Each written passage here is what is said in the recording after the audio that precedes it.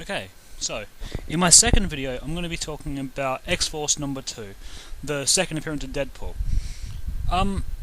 Okay, this particular comic is actually split into 3 sections, of which I'll mainly only be talking about the Deadpool section, as you know it is a Deadpool chronological review series. But the other two are, okay, first there's the Deadpool section, and there's the X-Force training session, and then there's something to do with the World Trade Center, which, yeah, that's not always appropriate, but, this was before 9/11, so I think it's fine. But I think, yeah, it was before the World Trade Center bombings back in the 90s as well, so yeah, that's fine. Okay, so, first we had the front cover, and, I don't know, I think it's kind of, it's definitely shows how much Rob Liefeld and the rest of the makers of the X-Force comic actually had for, or just how much they wanted to write for Deadpool again. Sorry, I keep on trying to say Daredevil, I have no idea why, but because, I mean, you can see, like, in the X, you can see, like, the pictures of all the other, of, like, the actual X-Force members, like Cable, Cannonball, and all the rest of them. But then I don't know, it's just interesting the way they actually did that, because it actually makes it look like, like Deadpool's the main focus, even though the majority of the book is actually the X-Force storyline. I don't know, it's interesting how they actually did that. Next to the title of X-Force up the top, you can see that there's that thing of Deadpool's back.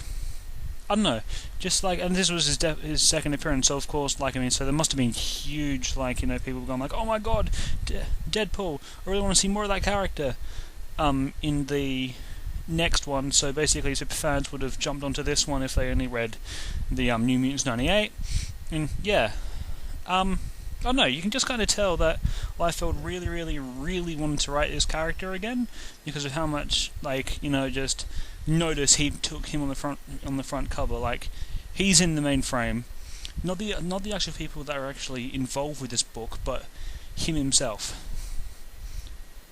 So then it's on to the Deadpool section. The first character we're really introduced to isn't actually Deadpool, surprisingly. It's actually a character by the name of Kane, who's an maybe still a Weapon X member, who is the same organization that gave Deadpool his powers, but more on that later. Anyway, he's trying to stop Deadpool from stealing Japanese technology for his employer Tolliver, who was mentioned in the previous Deadpool comic, New Mutants 98. There's not really much to say about this. It's a great appearance because, like, it keeps it short and sweet, and basically just introduces these two characters into X-Force brilliantly, while also having a second appearance of Deadpool. It takes us about 5 pages, and honestly, I read through them in about 2 minutes. So you know that it's like not really like a really heavy story. We're also introduced to another person who's interested in, like, the whereabouts of the X-Force as well as Deadpool and stuff, named Bridge, or George Washington Bridge. He's a S.H.I.E.L.D. agent, and I don't know, there's not really much to say about him besides he's just very knowledgeable, probably because of that S.H.I.E.L.D. database that he has, because he works for S.H.I.E.L.D. and everything. Yeah, so basically, that's all I really have to say about the Deadpool section. Because, I don't know, one thing I will say about this comic is that it is a lot better made than New Mutants 98. I don't know, there actually seems to be like a story that I actually care about, and like it's a lot like faster paced comic, actually stuff happening every few pages to actually just keep it interesting. I don't know, and that's like the one thing that I think is actually an improvement over New Mutants 98, is the fact that it is a huge improvement over the original story, or over the New Mutants 98 story, because there's actually stuff happening from page to page, unlike just, just seeing after just page after page after page of just dialogue. There's actually, like, action that happens on certain pages. There's one thing I did notice as well, is that the themes covered in this is capitalism, because of the technology that Deadpool's trying to get for Tolliver, who just wants it for himself because he just loves power, and change versus tradition, because apparently Deadpool isn't Weapon X anymore, or he's not part of the Weapon X program.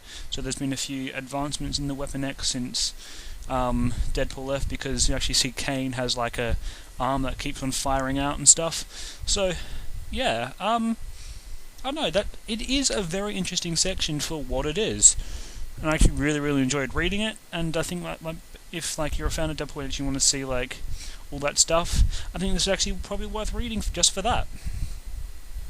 Okay, then we get on to the X-Force section, which takes up the majority of the book.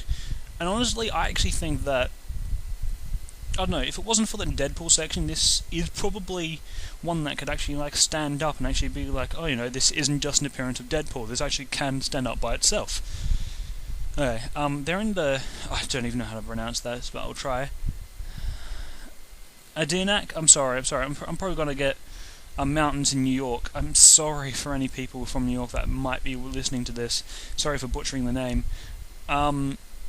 Anyway, yeah, so basically Cable was just on a training mission with his X-Force team when one of them go a bit rogue, that of Feral, and she starts attacking all the members and all that, and I don't know, it's an interesting story, I'll say that, because, I don't know, it's interesting because it actually sets up the dynamics of all the different characters, like how they feel about war and everything, and it's just a great read. The main two that I actually think like sort of really step forward and actually get their own character in this particular comic is that of Shatterstar and of Feral, because they're the ones like basically that that me, as someone who's only read New Mutants 98 before this, are really introduced to, and it actually gives them much more character than just the background people that they were in the first issue that I read. Shatterstar thinks that war is about victory and honor. I don't know, it's kind of an archaic kind of viewpoint, whereas Feral is about life and death, kind of morbid. So that basically sets up that little dynamic and like that tension between them. And then that comes to a head and they start fighting. Cannonball then steps in and basically says that this is just fun, we're not actually, fighting each other. And, Feral doesn't like that too much, and basically slashes him. So basically makes it so that he can't. Well, basically, he has trouble with his internal organs now. Interesting, because I don't know. I just really didn't expect that, even from a '90s comic. I wasn't expecting them to actually go that dark that quickly. Yeah, and then that's basically where we leave it. It's just that. I don't know. I mean, that is actually a very interesting thing, because I don't know. I enjoyed reading that section as well. It's a very competent story when they actually knew what they're actually doing with the characters in this book. They had three very obvious stories that they wanted to tell in this one comic, and for all three of them it works. But anyway, I haven't talked about the third one yet, so I will. The third one doesn't really go for that long. I don't know, it's seeing the World Trade Center in anything, of course, like I'm sure I'm not the only person that actually feels this, but ever since 9/11 happened, it's kind of eerie to see anything actually tackle anything to do with 9/11, with like World Trade Center or terrorist attacks on the World Trade Center. This one's kind of innocent. I don't actually know, because I'm probably not going to read X-Force number 3 because I'm just focusing on the Deadpool appearances, but they're trying to resurrect Juggernaut. I don't actually know why they're trying to resurrect Juggernaut, but I don't know, I just thought that was like a cool way, and actually, if I was going to continue reading this, I was going to be really excited for reading number 3. Yeah, I don't know, it's just, all of this comic just works, and it was actually really well written. I thoroughly enjoyed this, because, I don't know, it just, all three of these stories they didn't interconnect for each other, but they were similar in theme, and all that, and I don't know, I just really enjoyed all three of them. Yeah, so I highly recommend all three of these, and I guess I'll talk to you guys after. If you want to pick it up, of course you can. I'm not gonna, I don't really have, you don't need my approval for it, but still. Yeah. Basically, yeah, I mean, I just really enjoyed all of this comic, and I think that it was actually a fascinating read with these characters who I actually found compelling and all that. So if you wanted to pick up this, I would definitely recommend it, not just for the Deadpool thing, but also for all of it. So yeah, I mean, great read.